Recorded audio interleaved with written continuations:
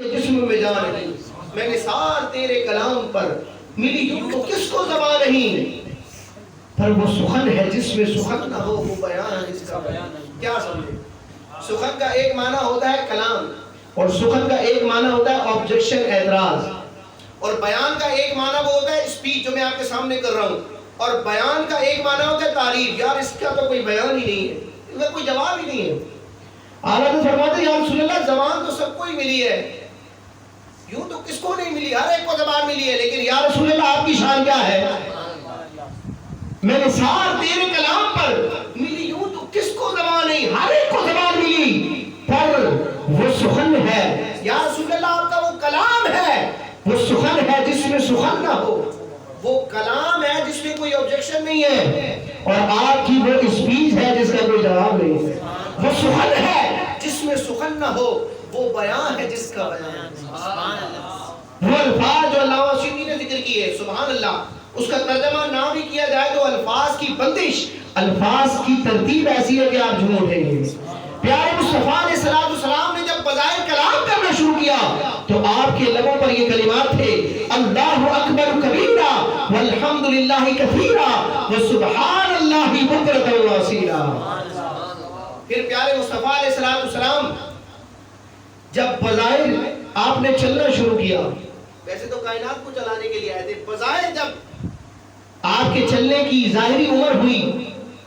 تو بچہ جب بڑا ہوتا ہے تو گھر سے باہر نکلتا ہے، بچوں کے ساتھ کھیلتا ہے، اور بچے کو بچپنا ہوتا ہے، شعور نہیں ہوتا، اپنے وقت کی قدر، اپنی زندگی کی قدر نہیں ہوتی، اور بچہ کھیل کود میں جو ہے اپنا وقت ضائع کرتا ہے، ماں باپ کی بھی نہیں سنتا۔ پیارے مصطفیٰ بھی جب گھر سے باہر نکلے تو کیا کیفیت تھی؟ حضرت دائی حلیمہ فرماتی ہے کہ پیارے مصطفیٰ علیہ السلام نے جب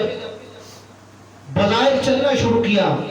اور آپ گھر سے باہر جب تشریف لے جاتے تو باہر تشریف لے جا کر بچوں کو کھیلتا ہوا دیکھتے، ان کو غور سے دیکھتے، آبزرو کرتے، لیکن کھیل میں شریک نہ ہوتے۔ اگر کوئی لڑکا، کوئی بچہ آپ کو کھیل کی دعوت دیتا کہ آئیے ہمارے ساتھ کھیلیے، تو سرکار علیہ السلام اس کھیلنے کی عمر میں، بظاہر تو کھیلنے کی عمر ہوتی ہے، اس عمر میں، حالانکہ بچے کو جب بلایا نہ بھی بلایا جائے بچہ کھیل میں شریک ہوتا ہے، اور اگر آفر کر دی جائے پھر تو بچہ بھاگے گا، لیکن پیارے مصطفیٰ کو جب کہا جاتا آئیے ہمارے ساتھ کھیلیے،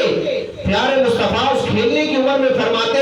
میں کھیلنے کے لیے پیدا نہیں کیا گیا، سبحان اللہ، حضور کی تخلیق تو کسی اور مقصد کے لیے ہے، میں کھیلنے کے لیے پیدا نہیں کیا گیا۔ امام کا قلم کیسے رکے گا؟ اعلیٰ حضرت نے حضور علیہ السلام کے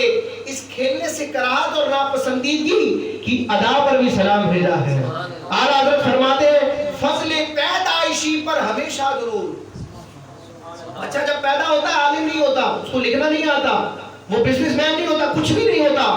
اس کا تو نام بھی نہیں ہوتا، ماں باپ اس کو نام دیتے ہیں، پہچان دیتے ہیں، انسان کوشش کرتا ہے، علم حاصل کرتا ہے، فن حاصل کرتا ہے، سکلز پیدا کرتا ہے، اور پھر دنیا میں ایک نام کماتا ہے، ایک فضیلت کو پاتا ہے۔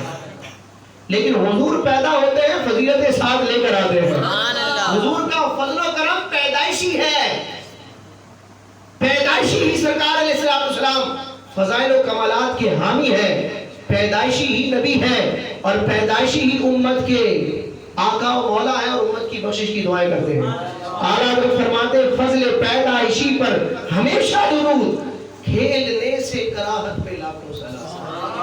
آخری روایت، کیونکہ وقت کافی ہو گیا ہے، آخری روایت پیش کروں گا، اور پھر بلکہ دو باتیں ذکر کروں گا اگر آپ اجازت دیں، دو باتیں اور ذکر کروں گا۔